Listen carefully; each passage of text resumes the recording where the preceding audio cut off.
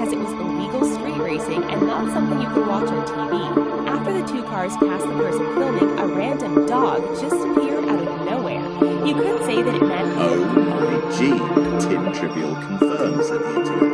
And then historians pointed out that maybe she could have been listening to one.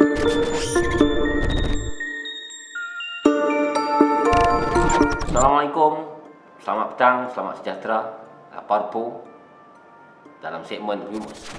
Kita dah berhenti lama ada segmen ni, tuan-tuan dan puan-puan. Kita kembalikan semula segmen ni atas permintaan ramai, tapi dengan konsep yang berlainan sedikit. Dan pastinya, Rumus masih lagi membincangkan perkara-perkara, hal-hal yang rumus, hal-hal yang kabar angin, hal-hal yang mistik mungkin. Tuan-tuan dan puan-puan, kawan-kawan, kita persilakan Cik Jarvis Chan. Selamat petang semua. Inilah Jarvis Chan, orang paling handsome dalam dunia. Oh. Sangat serius lah. Okay, Jarvis. Ya, Jarvis faham tentang konsep segmen Rumus.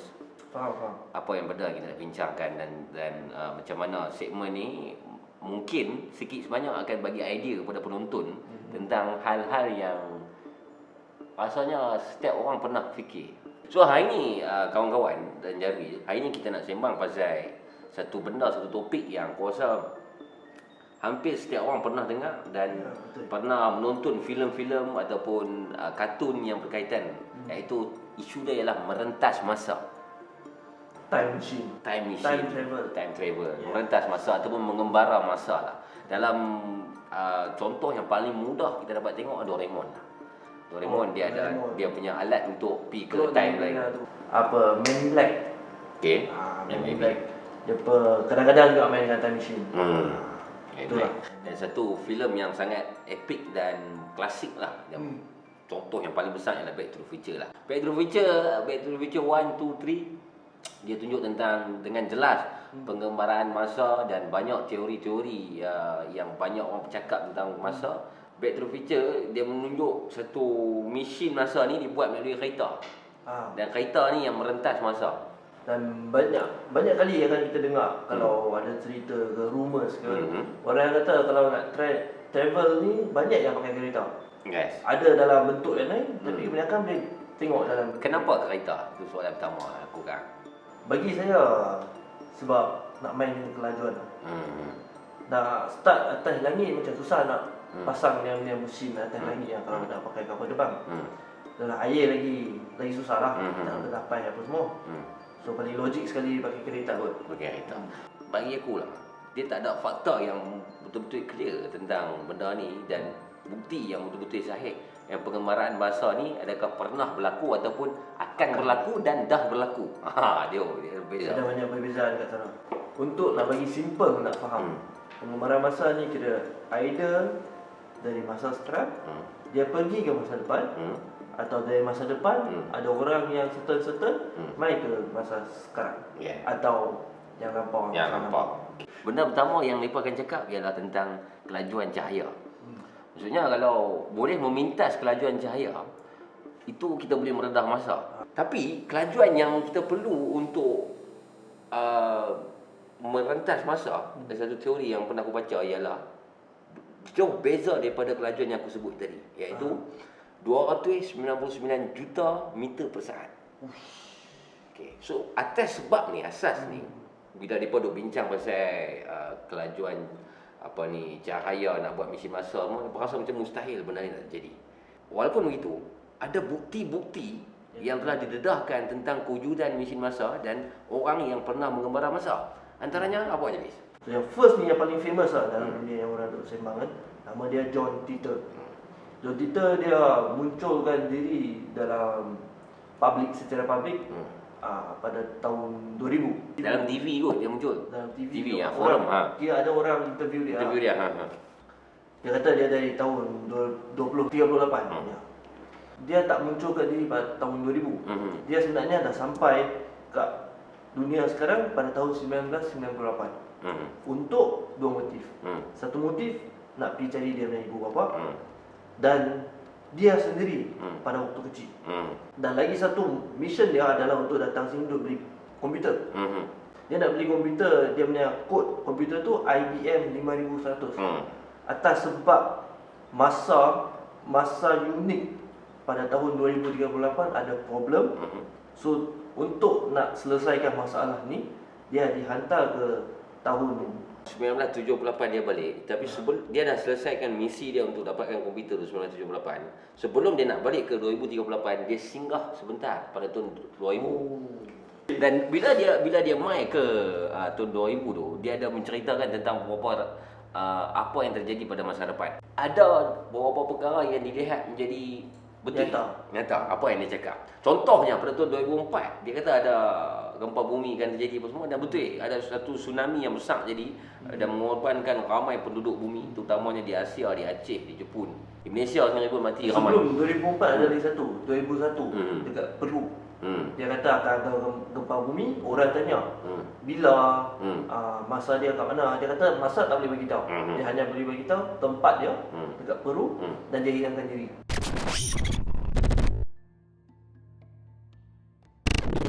Macam mana pula dengan orang Jepun yang kata tu? Nama dia YJ dalam sosial media.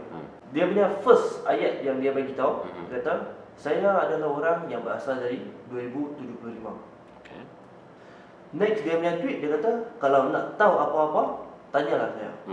Kalau bagi Cik Abu, kalau Cik Abu jumpa orang sini nak tanya soalan pasal apa? Banyak benda yang aku nak tanya dia. Banyak benda aku nak tanya dia. So, Yang pertama yang aku nak tanya ialah, adakah Anwar Ibrahim akan jadi Perdana Menteri atau tidak? itu soalan yang paling Itu bahas soalan yang pertama.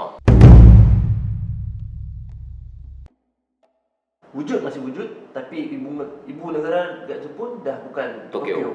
Tukar tempat ke Okayama.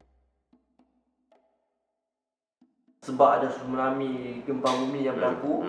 Kalau Jepun kalau boleh tahu, dia main map, dia ada dibahagi pada dua. Ada utara dan selatan. Utara tu semua dilanda banjir.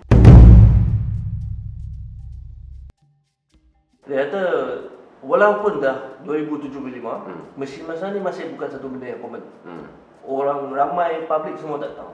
So dia tak bagi tahu pun company mana yang buat. Dia kata benda ni sangat rare walaupun pada tahun 2075. Dia kata akan ada satu satelit jatuh dari angkasa, jatuh ke bumi. Yang mana lepas 4 bulan benda ni terjadi. Satelit daripada China. Nama dia Tiancong 1. Betul-betul dia tu dia hempas atas bumi. Itu benda yang apa yang dia cakap yang berlaku lah. Yang jadilah.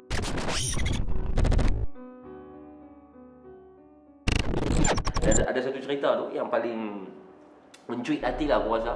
Yang mana satu orang ni, dia satu hari ni di sinki rumah dia ni pecah. Bocor, ayam bocor. So ayam bocor dia nak repair lah ayam bocor ni. Disingkatkan cerita, dia korek. Kalau dia korek, semakin dia korek, semakin dia nampak sesuatu yang unik, yang lain. Dia korek sampai ke ujung tu dia nampak ada satu cahaya. Kemudian dia masuk sebelah. Tak ada apa sebelah. Dia masuk ke cahaya tu, dia pergi ke tahun 2040 berapa lah. Kemudian dia pergi 2040, dia jumpa diri dia. Bukti dia berjumpa dengan dia di masa depan. Dia snap picture. Dia snap picture. Dia selfie lah. Dia selfie. Dan satu bukti dia ialah, tapi aku rasa benda ni mungkin boleh buat lah, Tattoo di tangan dia tu dengan tattoo orang sebelah dia, tattoo yang sama. Cuma dia ni version tua, umur 70 tahun. Dia ni masih umur 30-an mungkin. Aku ada buat note lah, beberapa teori yang aku pernah baca tentang mesin masak ni. Teori yang famous daripada Albert Einstein. Teori special relativity teori relativity khas. Dan ada dua teori relativity umum. Kalau kita tengok macam mana teori-teori ni semua di-apply dalam filem. Dalam dokumentari ataupun buku cerita apa hang tengok. Ant-Man dalam ada satu scene tu yang dia terperangkap dalam perasan. Sebab kuantum fizik tu. Kuantum fizik tu kan. Dia dah terperangkap 5 tun, 6 tun. Tapi dia keluar tu dia rasa sad. Ini berkaitan dengan masa yang kita cakap ni. Maksudnya orang yang melalui satu perjalanan yang laju cepat ni, dia akan rasa masa dia singkat. Padahal dia pergi dah lama. Tapi dalam banyak artikel yang aku baca yang dia berkata kalau ini kepada yang pro, benda ni tak boleh jadilah. Maksudnya benda ni mustahil dan tak masuk akal. Dia hanya boleh jadi untuk kita merentas ke masa hadapan. Mustahil kita nak patah balik ke masa belakang. Boleh. Kalau kita belum masa, contoh kereta. Kita bawa laju ke depan. cukup syarat semua untuk pergi ke masa depan. Kita go start Reverse. reverse dalam kelajuan yang sama. Okey, kalau reverse itu yang akan jadi paradoks masa. Oh, paradoks masa tu apa? Apakah itu paradoks masa? Kita kembali selepas ini. Apa? Reverse.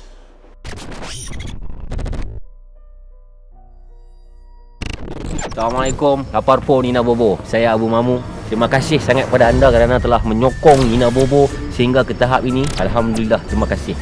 Untuk pengetahuan anda, mulai sekarang ni lapar po ingin menyampaikan bahawa selepas ini konten Nina Bobo tidak ada lagi di Facebook dan dia hanya akan ada eksklusif di YouTube pada anda yang melanggan sahaja. Subscribe dengan 2 package yang kami tawarkan. Yang pertama, package Toyol. Anda akan dapat menonton setiap bulan 1 video eksklusif eksplorasi oleh tim Nina Bobo. Dan yang kedua ialah package Jerangkung. Kami akan sajikan kepada anda 3 video Nina Bobo. Anda akan dapat Nina Bobo podcast, video-video uncut, video-video di sebalik tabir. Selain anda akan dapat badge dan juga emoji yang di custom istimewa untuk YouTube membership. Jadi kami mengharapkan sedikit sumbangan daripada anda. Dan selepas ini insya-Allah kita akan cuba explore di tempat yang lebih jauh. Apa-apa jadi, kita lah.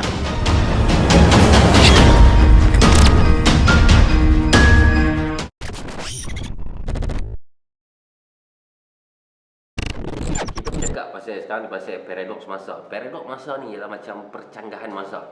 Hang bayangkan dan ni hang ada satu mesin masa. Sekarang 2020, hang kembali tahun 1960 mungkin. Satu orang ni hang ni kembali 1920 dan hang berjumpa dengan datuk hang. Hang jumpa datuk hang dan hang cuba confident kat datuk hang supaya jangan kahwin dengan nenek hang. Hang bermuda, dia bermuda, dia tak tahu dia ni cucu hang. Chan, jangan kahwin dengan Ong, dia kahwin dengan itu Lim. Tak boleh kahwin. Lepas tu dia pun percaya kat hang lah, datuk hang buat apa dia percaya tak kahwin. Bila dia tak kahwin dengan nenek hang, macam mana bapa hang nak wujud? Dan macam mana saya nak wujud? Yes, macam mana wujud? Dan siapa yang main ke dia masa tu? Itu yang kita paradoks masa. Ya, Kita apa benda yang tu berlaku pada masa silam, kita tak boleh berubah dia. tak boleh ubah. Sebab paradoks masa ni akan memusnahkan dunia. Tapi masih ada lagi satu teori pasal paradoks masa ni. Butterfly effect. Okey, apa tu butterfly effect? Butterfly effect ni dia nak counter balik kepada masalah paradoks masa. Okey. Kalau kita cakap pasal paradoks masa, kita tak boleh tukar apa yang berlaku pada masa silam. Contoh yang tadi aku bagi. Butterfly effect ni adalah untuk counter dia. Yang mana apa-apa hang buat, macam mana hang nak tukar benda masa silam, pasal sejarah ni. Contoh dulu para Miswarai, kita tak nak bagi dia main kat Melaka. Dia pergi ke Thailand ke apa kan. Benda tu takkan jadi. Macam mana pun dia akan berbalik kepada apa yang telah berlaku. Itu butterfly effect. Sejauh mana butterfly effect dan juga paradoks masa ni semua kita tak pastilah. Ini sekadar rumors saja tuan-tuan dan puan-puan. Sekadar semang kosong petang rumors. Hukum masa ataupun sifat masa tu satu bila masa tu semakin berjalan, kita manusia akan semakin tua. Itu sifat dia. Dia tak boleh lari pada benda tu. Siapa-siapa pun dia akan beranak baby, dia akan mati waktu tua. Bila dikaitkan dengan satu cerita yang aku nak cerita ni tentang cerita Ashabul Kahfi. Ashabul Kahfi ni satu cerita dalam Al-Quran tentang satu surah Kahfi yang mana Allah 7 orang lelaki, Allah menidurkan 7 orang lelaki dan satu ekor anjing ni untuk selamatkan mereka ni daripada raja yang zalim. Mereka ni masuk dalam gua. Kisah dia panjang, aku beri ringkasan. Mereka ni masuk dalam gua dan mereka tidur. Mereka rasa mereka tidur besar. Tapi sebenarnya mereka tidur dah 309 tahun.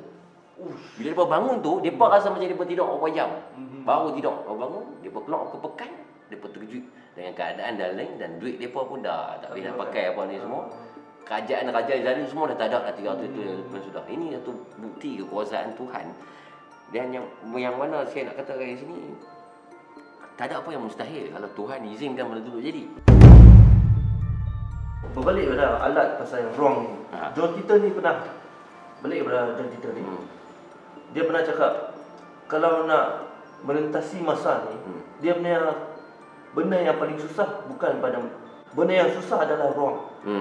Sebab contoh sekarang saya duduk kat sini dengan Abu 10 tahun yang akan datang tu, adakah tempat ni masih ada, tempat yang sama, dan kita nak pinpoint location untuk balik 10 tahun yang akan datang, adakah kita boleh dapat kat sini? Sebab benda tu tak boleh dipredik. Kita tak tahu bumi yang akan pusing ke mana, benda ni yang masih wujud ke tak. Tok mungkin sekali kita time travel termuncul kepala dalam dinding kau. Sederhana bagi kau. Maksudnya satu soalan. Andai kata alat ataupun mesin untuk merentas mengembara masa ni wujud dan bakal wujud ke tahun bilakah yang hang nampak? Kalau betul-betul nak patah balik masa. Patah balik masa. Sebab sebagai seorang manusia, banyak benda yang kita buat kita menyesal. Hang banyak menyesal? Ada lah. Ada. Sikit-sikit. Okay. So hang akan pergi masa silam dalam tempoh hayat yang hang pernah hidup. Maksudnya hang beranak tu 90, hang akan pergi dalam era tu lah 90. Aku akan kata. Nak pergi mana? Aku akan pergi masa depan. Aku pergi contoh sekarang ni tahun 2020. Aku akan pergi dalam 24 macam tu. 20. Nak cari nombor ke apa? Aku nak cari World Cup next punya World Cup. Oh. Aku nak tahu result.